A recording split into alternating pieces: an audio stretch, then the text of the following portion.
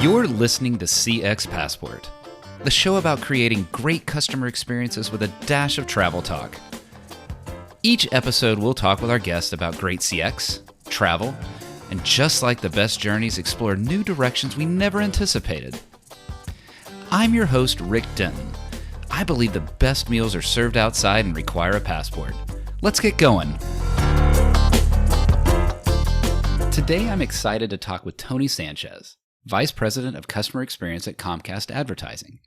A former Navy SEAL officer, Harvard Business School MBA, and entrepreneur with expertise in marketing, sales strategy, and business plan development, Tony brings a deep business perspective on what it takes to create and deliver great customer experience, and how that then creates great business. Tony's origin in customer experience came when he was least expecting it, but quickly he realized that even in a space like medical devices, customer experience matters, and it matters to the business bottom line. Focusing on where Tony is today, there's something particularly unique about Comcast Advertising that provides Tony with intriguing opportunities for the delivery of experience and transformation that we'll get into during the episode. When Tony and I talked earlier, I also discovered he's got a great love for surfing, and there is something so transcendent about that sport. I'm eager to learn more about that side of Tony and how he brings that into his creation of great customer experience. Tony, welcome to CX Passport. Excellent. Yeah, thank you, Rick. It's great to be here. Let's have some fun today. This is going to be great. Tony, the Comcast brand is well known, especially in the U.S., but Comcast Advertising was new to me and is likely new to the listeners. Let's just start with a quick overview of what Comcast Advertising is. Sure. Yeah, we'll start with the word Comcast, right? The Comcast Corporation is a large umbrella of companies. Most people know it for, its high-speed data products and the X1 TV product, which of course are great. We have a group within it called the Comcast Advertising Group. And within Comcast Advertising, there are two operating companies in itself. So we're a mini portfolio inside a portfolio. And I'm sorry that's getting already. Yeah, listeners, we're going to have a whiteboard at the bottom for all of us to admit. Yeah. No, this is great, though, Tony, because if it's complex there, what are we going to do with the customer experience? So that's great. We're going to unpack that a little bit. This is going to be fun. Yeah, you're getting to it. So let's just take, there are really two fundamental operating companies. And if you take them in pieces, it gets a little less complex. So I started with the overall landscape. But within Comcast Advertising, we have two core businesses. One is, it's called Effective, formerly Comcast Spotlight. And Effective is all about helping our advertising clients reach their consumers. So if you were trying to market your services, your goods or services, to anyone in the US, you can work through Effective to do that. And you can work through Effective to do that because we get to leverage every single screen in the customer's home. Okay. Which is unique and powerful. Yeah. Even though we're all well aware that people are moving away from cable subscription services and all of that's happening out in the world, that's just the direction of consumption of media. That TV is still the thing that drives the most emotion. So when you can put together kind of the experience someone might be having with their phone or tablet or on their laptop with the TV itself up there on the wall, it's a really powerful way of reaching and driving. Yeah. So that's what Effective is, kind of keeping it really high level. Okay. The other thing to consider, though, is that the wide type of client base. So we can service everything from a small business client all the way up to like a national brand like Coke or Toyota. Okay. So really wide standard deviation of the types of clients that we work with. And then the other business is Freewheel. So within the Comcast Advertising umbrella, the other company, the operating company, is called Freewheel. And Freewheel is a platform company. So we have a really sophisticated software platform that it services both publishers of media, those folks who are trying to sell their advertising space, and folks who are trying to buy it. So we provide the software through which ad transactions take place.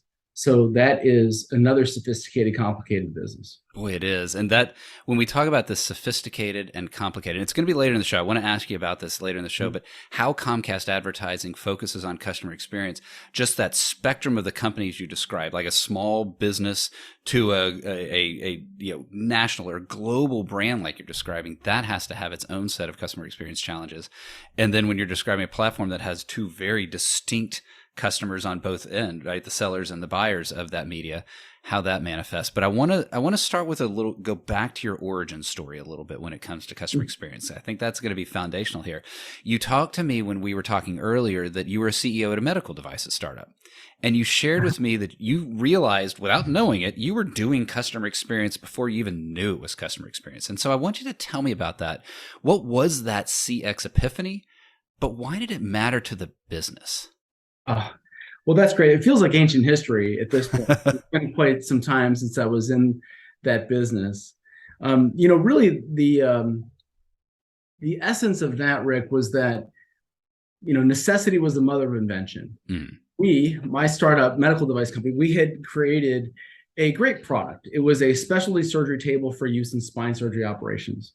So it's a piece of capital equipment, Class 3, which is lowest regulated, lowest path to market approval for sale in the United States, which is great. So we could get there. But who we're competing with, though, are the major medical equipment sellers like Hillrom and Allen Medical and Stryker and the like. Okay. And so we are a startup with not a lot of resources trying to market against folks like that. So in addition to not having a full product suite like they did or other things and discounts and all the stuff you can offer in a big, complicated deal that you might offer a hospital, we had one product and no distribution channel.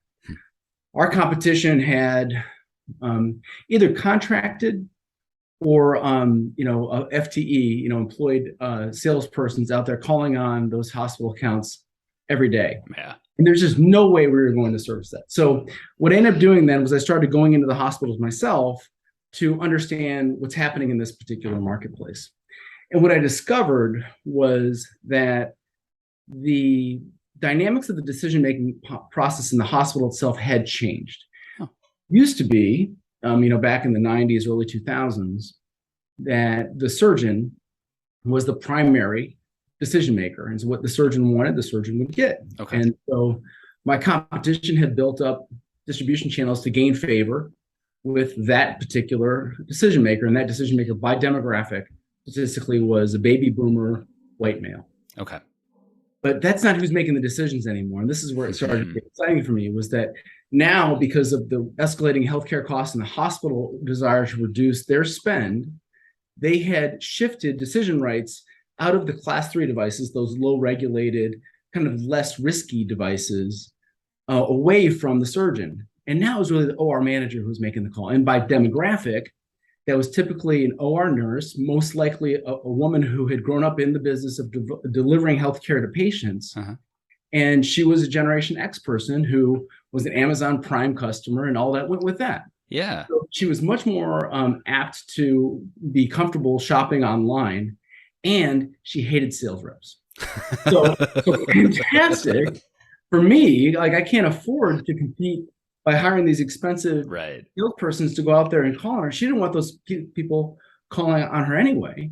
What she wanted was a really easy way to understand what the product was and what it costs. And then when the product was purchased and was being installed, she didn't want a salesperson in there trying to curl in her favor. She just wanted a clinical specialist, someone who knew the medicine really well and what was important to safe patient care. Yeah. And so that was the model that I built. I didn't have to hire salespersons. I needed, on the back end, after the sale was completed, a clinical specialist who went in there not commission driven to make sure that good medicine was going to be practiced. And that was it. And so we were able to generate success and compete with significantly larger competitors by focusing on what was most important to our clients and delivering value for less cost to our enterprise. This is your captain speaking. I want to thank you for listening to CX Passport today. We've now reached our cruising altitude, so I'll turn that seatbelt sign off. While you're getting comfortable, hit that follow or subscribe button on your favorite podcast app so you'll never miss an episode. Love it if you'd tell a friend about CX Passport, leave a review so others can discover the show as well. Now, sit back and enjoy the rest of the episode. There's so many things in there, but I'm sitting here thinking, you and I are going to be talking about Comcast Advertising, part of a large brand, all of that, right? But the lessons you gave there are pretty interesting for the startup, for the entrepreneur, for the one who's getting started. I've talked with entrepreneurs, and a lot of them say, I'll get to that customer experience thing when I can. Right. I may design a great product, or I may do, that sort of thing. I'll get to that when I can. You're saying that was your your competitive advantage. That was what drove you to be different from those entrenched industry leaders. And it does seem like that would be a lesson for any entrepreneur listening here that, maybe go ahead and go out there and spend time with your customer. That was the other thing that I heard you say, Tony, is that how did you discover that the buyer had changed? Well, you went into the hospital, you engaged with the customer base and found out, oh, wait, it isn't the boomer physician, and rather it's that the OR manager. How did you decide? Like, what was it that drove you? Was it just simply I can't afford a sales rep, like you said earlier? Or how did you say, you know what, I really want to go into the hospital. I want to engage with the customer. What drove that? Well, actually, there's a couple things out there that I think drove me in that direction. One is the reason I love medical technology in general is because my father's a doctor, my mother's a nurse. Okay. And so I just have this affinity for people who provide healthcare, and I'm really comfortable in that space. And it's easy for me to be genuine and authentic and just interview these folks. So when I was able to get in front of some of the different managers and just kind of have this conversation, they were really eager to share with me what was going on and how the purchase process had changed and the way the different committees were. Yeah, it just kind of came out normally. But the other thing that I think is important to mention, that just kind of foundational to me, is like, where did that come from? You did mention in the beginning that I had the benefit of serving in the SEAL teams, which I absolutely loved, and that's foundational to me. If you think about what a SEAL team looks like, or SEAL platoon, that's what I was in charge of back in the day. You've got a team of about 18 individuals. Like a SEAL platoon has 18 folks. We're not a battalion. Like we have to be really scrappy and only bring what's going to be really important and add value. So I have a tendency not to think about all big, like, what is the absolutely critical thing for us to do to deliver our mission? And so that was why I went into the hospital and like, what's absolutely critical here and what's not critical? And I happened to, stumble upon the stuff that they didn't want was the stuff I couldn't afford. Yeah. I'm frozen because I'm thinking about what you just said there about the SEAL and you can only bring in what is absolutely valuable. If you're in that the small platoon and you're going on whatever that mission is, and I don't know what all those missions are, of course, but you're not going to carry that. It's kind of nice to have. I hope to have that. And so what I love about that story tied to your origin story there in customer experiences, you realize that it wasn't a nice to have. You had to have that insight from the customer and understand the customer. And that's what drove that business successful. And it probably relates to that quote that is right over your shoulder. No, listeners, you can't see this, but over Tony's head is a surfboard. And I mentioned that in the introduction. But the surfboard says, good CX is good business. Now, clearly I agree with that. And many of those in the CX world and those listening agree with that. I'm curious, before we talk about the CX side of things of that quote, just tell me about surfing. Tell me about that and its influence in your life. Oh my God, surfing. Well, have I lost you now? This might soak up the rest of our conversation. I absolutely love surfing. I've been surfing for better part of 35 years now. I started surfing when I was a teenager. I'm in my 50s now. So what does surfing bring to me? Well, first, I was a competitive swimmer from age 6 to 18. Was recruited, played water polo at Navy. And it's not an exaggeration to say I'm better in the water than I am on land. I'm more comfortable in the water, and it's not an extension at all to say that I'm not quite right if I don't get in the water frequently. So I love the water, and the best form of the water is the ocean in my mind. Okay. So some of the things I like about it that I can then bring back to client experience are.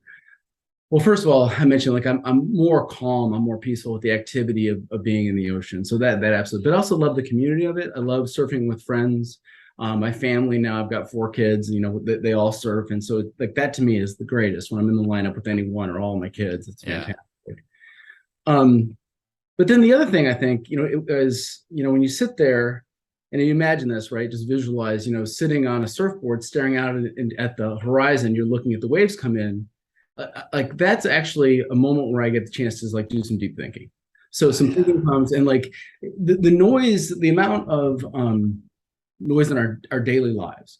Actually my watch just dinged while I'm talking to you. Like emails are beeping and stuff like that's happening right now. When I'm in the ocean and I'm staring out into the looking for the waves coming in, none of that's distracting me. and I tend to get some good ideas. So and oftentimes related to client experience because I care deeply about that.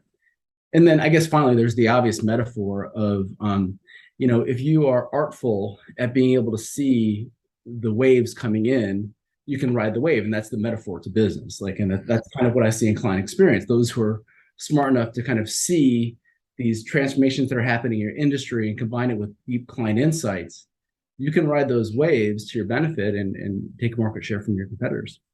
Let's talk about that actually a little bit, because I'm not a surfer. The closest I've come is I kind of go, mess around and body surf or something like that. There's something I'll just ride it, but not anything serious. But I have the sense that those of you that really know surfing, you can see that wave before any of us would have even noticed that it's a bump on the horizon. And so how does that translate into sort of that you're describing watching the wave and that sort of thing? How do you look out on the horizon as a surfer or as a business person? Either one, answer it either way, and recognize that, okay, that actually is coming in. That's real. That's something I need to pay attention to and be able to catch that.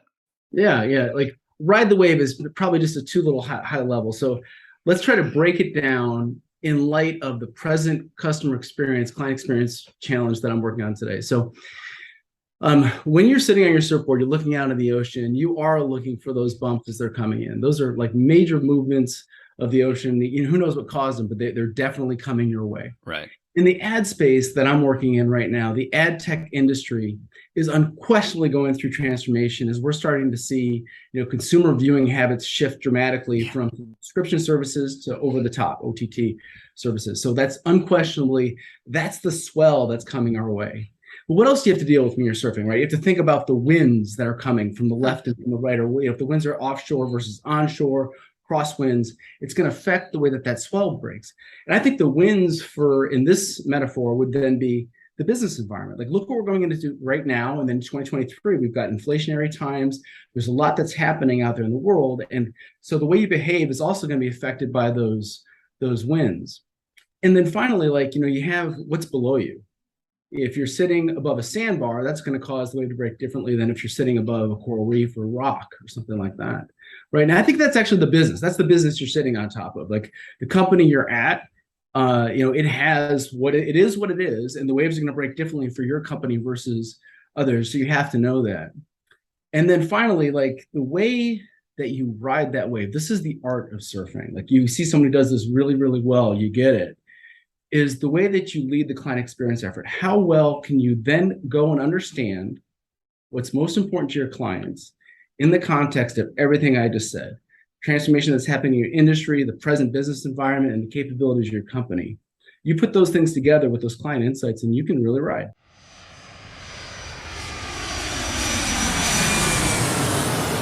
I think you created, Tony, perhaps in your own industry around, like, if you ever, and I'm not suggesting you do this, I know you're happy where you are, but you create your own business of surfing as the metaphor for great businesses. Like, I don't know if that's something you already had at the ready or that was off the cuff, but I'm sitting here just amazed with, all right, I kind of like that. The up, the waves, the below, how you ride it. Brilliant. I definitely will take that forward as that metaphor as I think about customer experience going forward. I imagine to get to some of those great surfing destinations, there's some travel involved, and you do have to find yourself perhaps not in your hometown, but going long distances. And sometimes those long distances, it can be nice to have a little break. And so let's do that now. Why don't you, a little change of pace here. Join me here in the First Class Lounge. Let's move quickly and have a little fun. What is a dream travel location from your past? Hawaii. I used to reside in Hawaii in my younger day when I was in the Navy. And then, a couple of years ago, 2020, my wife and I were celebrating a wedding anniversary. We took our kids, some family members, my parents. We all went to Hawaii and stayed on the North Shore. And that was one of those things where I mentioned earlier, whole family in the water in the lineup. Oh, nice. It was absolutely a dream. And actually this weekend, even my daughter was asking me when we can go back, and so, and I seriously thought about taking her to the airport with a credit card and just taking off with her. So yeah, like that's definitely something that I enjoyed, of course, because of we talked a lot about my surfing a little, but I love it more so now that my family loves it. Yeah, it is neat. Yeah, I'm with you that I've got a family that I've taken traveling and all that, and it's so different when you get to see them experience the travel and then you experience it together as a family. That has to be remarkably beautiful. I have Tony, your comment of the credit card at the airport. Whenever I have someone who works for the airline industry on the show, I often ask them a question. So you're standing at the board in the airport. You know you can go anywhere. Pick a destination. And wouldn't that be neat to just be sitting there like, I don't know where I'm going to go this weekend. Let me go to Hawaii. And what a great experience that would be. So thinking of that, though, so if Hawaii is your past, what's a dream travel location you've not been to yet?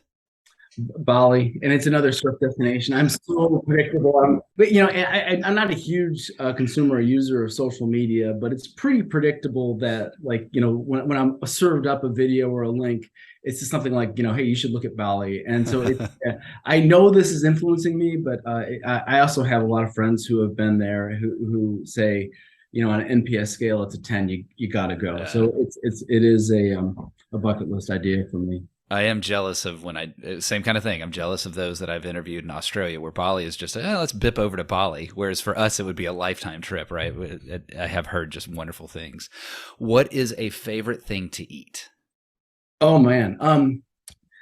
I'm pretty religious about eating healthy, but having said that, I love really rich and flavorful foods. So I like ethnic foods, and I love Indian food. That's usually my staple on a Friday. Thai food, Cambodian food. This weekend I went to a mishmash with my son. It was Mexican Korean. Interesting. Yes, exactly. So so it is kind of.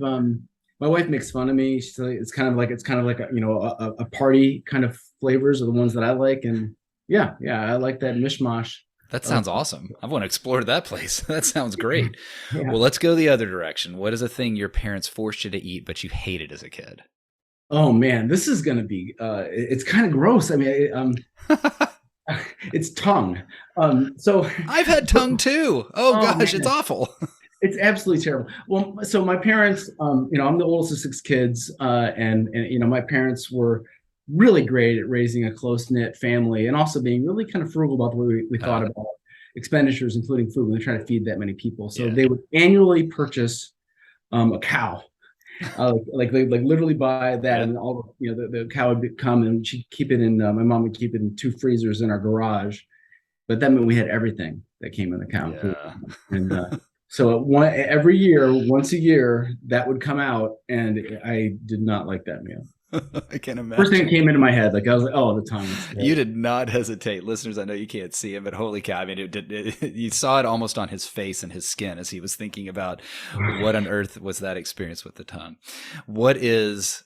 We're leaving tongue. Don't worry about it. We don't have to worry about that one anymore. But thinking of travel, what is one travel item, not including your phone, you will not leave home without? It's funny. Goggles. Of course. I will find I bring workout gear, of course, but I always throw goggles in there in the event that I can find a Y or a pool or any sort because of the fitness options offered in the morning, if I can get wet, it's going to go a lot better for me than if I just exercise in the gym.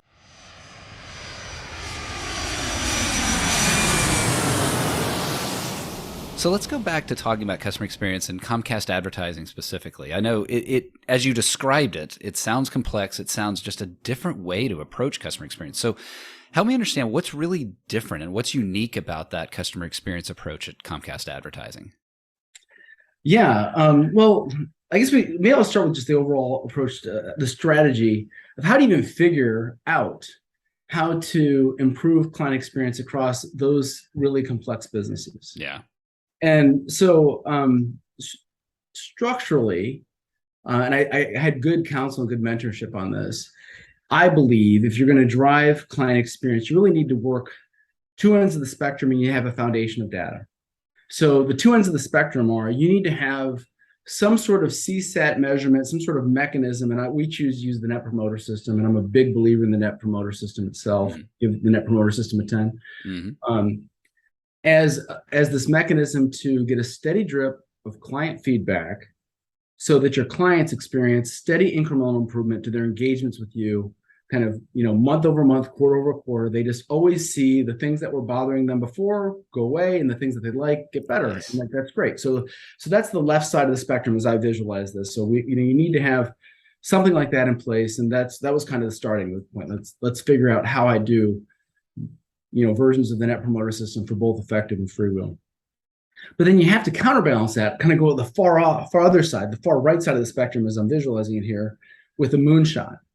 And that's what I like to talk about. That's what I like to think about in terms of the story we talked about earlier. Went into the hospital and discovered, hey, wait a minute, they don't actually like sales reps. And we could reimagine this whole process. Yeah.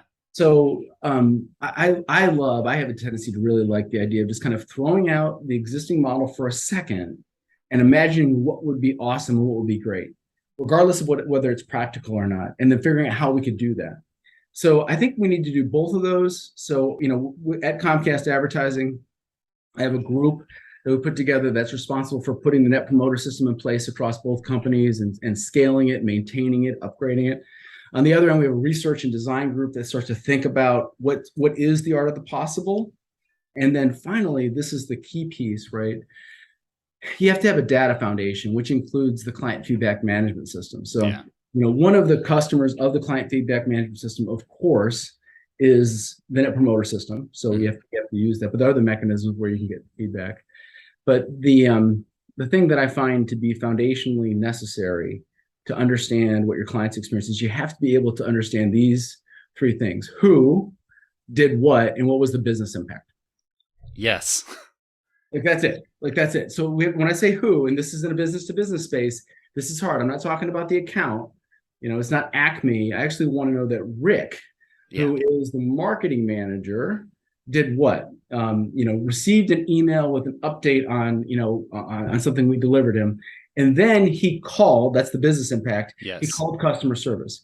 If I have that kind of data, and not anecdotal like I just gave you, but more like at statistical significance, right. 40% of our clients who get this email call customer service within 5 minutes. They're telling me something there with their behaviors. Yeah. The other thing is, like, I want to look end to end at a journey and see, so when Rick goes end to end with this new journey, this new product that we launched, he immediately goes back and buys it again. Mm-hmm. That's amazing. And actually, when he buys it again, he doubles down his investment in the product.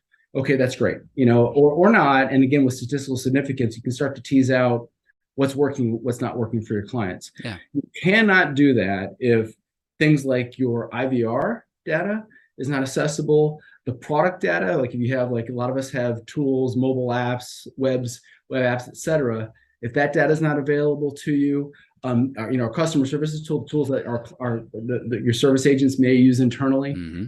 If you can't access that data and connect it all the way back to the individual, and I used you as the example, Rick, then you don't know what your clients are experiencing and how to connect it to value. So those are kind of your three components to how you figure it out. Yeah. And that's what I'm in the process of trying to construct here. That and the last part is, well, actually there were several things in there, but you saw me kind of get excited over and what was the business impact, because I'm so tired of survey and score. Yay, the numbers went up. Oh, boo, the numbers went down. I push companies to go listen and act, right? And to hear that that's what you're doing there at Comcast Advertising, that what is it? What are these things, the who, the what, and then what was the business impact? And that way you can start to know which levers you need to do to move that forward. Now, you mentioned that, you're starting to, not starting, you've done that, but you're in the process of making that transformation and you're doing that culture shift. What's that culture shift been like there at Comcast Advertising? And I'm really curious, what are some of the new ideas the business has had as a result of that focus on customer experience? Yeah, well, we're not quite 2 years into this journey, and I'm really happy with how far we've come and how fast we've come. So, what I'm seeing culturally is we are starting to talk about client journeys a lot more. We used to talk about it kind of by some, by function within the company. The product team might talk about, this is what we're providing, and then you've got our customer service group, et cetera, our sales teams, and it was all segmented. And as you know, working in the customer experience space, it's not usually in a department that client experience breaks. It's kind of between departments, right? And so now, like, we are organizationally trying to think through that entire journey, and it's new. We're exercising, we're creating some new muscles, exercising some new muscles, and we're figuring it out. Another thing we did that I was really happy with was we tried to install as kind of part of our overall vision for where we're headed with Comcast Advertising, to build client experience into that. So what's cool about being at Comcast Advertising, I mentioned that the ad tech space is going through transformation. Well, we're uniquely positioned because we've got this great company of Effective that is a significant player in the ad selling space, selling advertising. We've got FreeWheel, which provides a platform, and we're sitting inside the corporation of Comcast. Mm-hmm. And so we're this kind of unique mix of sets where we actually are well positioned to drive transformation in the ad industry. And in fact, that's what our vision is. Comcast Advertising will drive transformation in the ad industry. And what we inserted into that statement was Comcast Advertising will lead with client experience to drive transformation in the ad industry. So the way that we figure out how we're going to drive transformation is we start with what's important to the client. Yeah. And that's hard. It's really hard when it's as complex as it is in our industry, but it really drives, it makes us more efficient, faster, and then higher, more profitable. I would suspect. I haven't proven it yet. Because we'll be able to deliver things that customers are willing to pay more for, right? And it will cost us less. I think I want to close there, Tony. You said something that almost bookends it. And you said a sentence, let's start with what's important to the client. So here you are at Comcast Advertising saying, look, we're going to achieve this transformation in how business advertising is done. We're going to do it by focusing on the customer. Let's start with what's important to the client. And that's what you did way back then at that medical devices company, is realizing what's important to the client. And it's not fancy sales reps, but it's someone who can provide a great experience on the purchasing, that understands the medicine behind it, and all of that driving that forward. Tony, if somebody is listening to this and saying, wait, I think I could use Comcast Advertising, how can they learn more, get in touch to learn more about Comcast Advertising in general, or even an approach to customer experience? Well, Effective is spelled EFFECTV. Okay. Effective.com is a great place to start. That's probably the most common thing that people would want to find. And if you go there, there's a variety of channels. So find Tony through Effective if you're wanting to reach out to learn more about Comcast Advertising and the Effective tool. That sounds right. Tony, this went in a direction that I knew we were going to talk about surfing, but yeah. I really enjoyed this conversation. I'm telling you, I can't wait to re-listen to that and really absorb that metaphor for business innovation and customer experience, all from the view of sitting on a surfboard. So I thank you for that. I thank you for walking me through your customer experience journey. I thank you for helping me understand why it's so unique at Comcast Advertising as well. It's been a delightful journey for me, and I really enjoyed talking with you today. I wish you the best in the rest of your day, Tony. Likewise. It was really super fun. Thank you. Thanks for joining us this week on CX Passport. Make sure to visit our website, cxpassport.com, where you can hit subscribe so you'll never miss a show. While you're at it, you can check out the rest of the EX for CX website. If you're looking to get real about customer experience, EX for CX is available to help you increase revenue by starting to listen to your customers and create great experiences for every customer, every time. Thanks for listening to CX Passport, and be sure to tune in for our next episode. Until next time, I'm Rick Denton, and I believe the best meals are served outside and require a passport.